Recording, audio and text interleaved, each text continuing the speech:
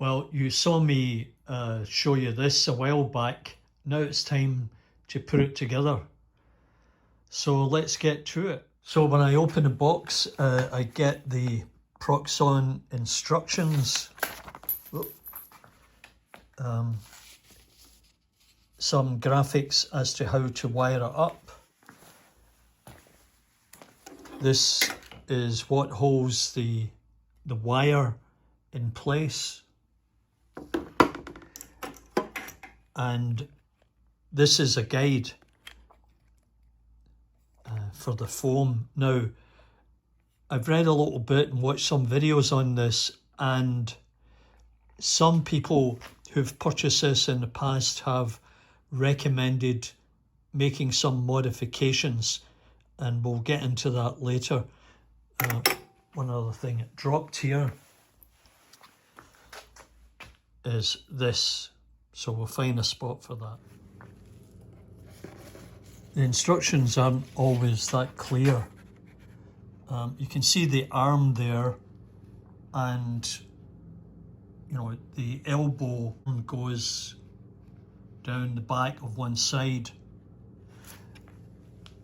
and then there's this photograph here that shows you how that arm comes in, and there's a lock knob there. So the problem is that now I've got to take this sliding head off so that this can go underneath. Yeah, I've got to go do that next. Well, usual story, I'm having difficulty finding a screwdriver that will fit that. I'll have to go and look somewhere else here. Another thing is that the little screw that was in there, you have to remove it because you won't be able to get it in that opening there. So I've done that. Now I've got that in place, and now I have to hook up the wire. Whatever you do, don't throw away that little screw, because you have to use it to hook that wire in. It doesn't really explain that. I guess if you looked closely enough here, you might be able to figure it out. Screw for wire pull. Okay, let's have a go. Then you need to slide the arm back so that it lines up with a threaded hole. Just see if I can get in. There's a threaded hole in here, and then you just have to screw that in. That keeps the arm in place. In order to get the wire in, the spool is here. You got to put that on and then feed the wire down the side here, down through that hole. Then it will feed down through this block here, and you pull it down by about 2 inches, 50 millimeters if you want it that way. And then you tighten it up here. Now the next thing is to get the wire straight and plumb square to the table. And what you can do is, with one hand you can push it down and tighten it so that you get the wire perfectly straight. So I hope that's useful. So that's the sort of hard part, is to make sure that you've got it installed properly, that you get the wire down that hole and get it in so that it's taut, and then the trick is to get it square or plumb. Square with the table, plumb, which it isn't exactly at the moment. I'll need to work on that. But it's basically ready to go. I'll leave the the guide for later, but it's plugged in. So here we have the on-off switch. This is the temperature that controls how much heat goes into the wire, and this is for tensioning the wire. And put the on power button on right there, and then we'll see what happens. So let's just see what happens here. I've just turned it on. I haven't played with the temperature or anything, but there's a whole science to this in terms of how quickly you push it through. And as you can see, at least I hope you can see this, it cuts through quite easily. Now you have to be very careful in using this so that you don't break that wire, and keep your hands out the way. So there you go, there's a sort of perfect cut. Now you can control the quality of the cut by the speed in which you push the XPS foam through there. Now for the guide, you undo that knob on the top, and on the underside is this steel bar. It slides in there, and then you set it up to where you want it to cut. And it's set to 0, and then tighten up the knurled nut, and you're in business. Now, I turned it off while I was installing this, just for safety, and you should always do that. And this knob here is for the speed or temperature. That's for the temperature of the wire. So you'll have to play around with that to get it to cut. Here we go.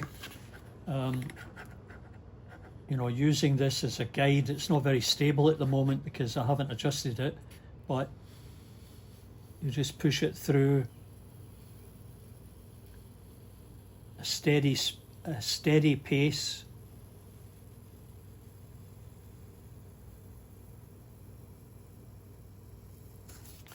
And there you go. And then we can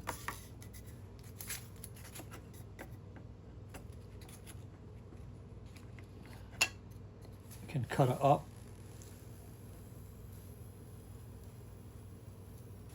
Into smaller pieces.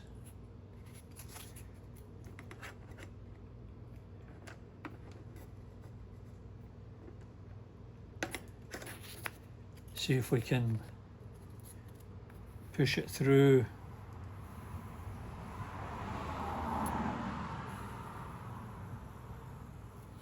Yeah, and it makes thinner pieces too. So I just need to get this fitted properly, but as you can see, it works quite well. And of course, don't apply too much pressure to it, otherwise you'll break the wire. And this little nut here keeps the arm in position. So if you want to line it up here on that line, you would just do that, and then make sure you're on 0 here, and then this here will tighten it. Very simple to use. And so now I've got the guide locked down in place. As you can see here, it's in that slot, ready to go. We'll just show you how well it works. So I'm going to move it in a bit closer to the wire, and then get a nice thin piece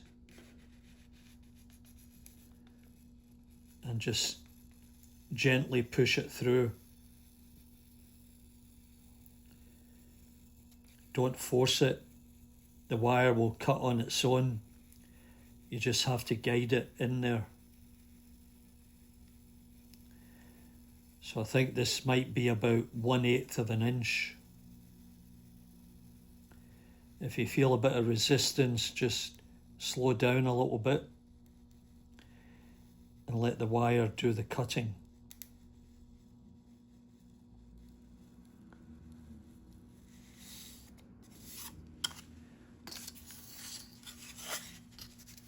And there you can see it's a nice thin piece. Now I'll try cutting that and see how well it works.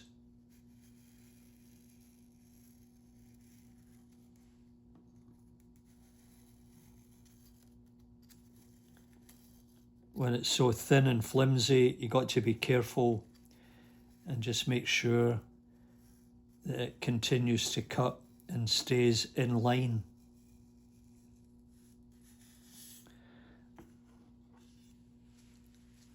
And there you go, there's a nice thin piece. That's really excellent. Very pleased with that. And remember, at all times, turn the machine off when you're finished for safety. Anyway, I hope you enjoyed that, and you know, it's a worthwhile investment if you're doing modelling. I got this on a fabulous deal of $100. It was incredible because they sell for $200 or more. And for me, that was a no-brainer. Anyway, I'm going to have fun working with this and trying to build stuff. Remember to give me the big thumbs up, you know how it works, and leave a comment if you could. And also, if you haven't as yet subscribed, consider doing so, because it helps my channel. It helps me grow. I get in the algorithm the more people that comment and subscribe. Anyway, once again, I hope you enjoyed it, and it's goodbye from Partickhill Station, and we'll see you next time. Bye for now.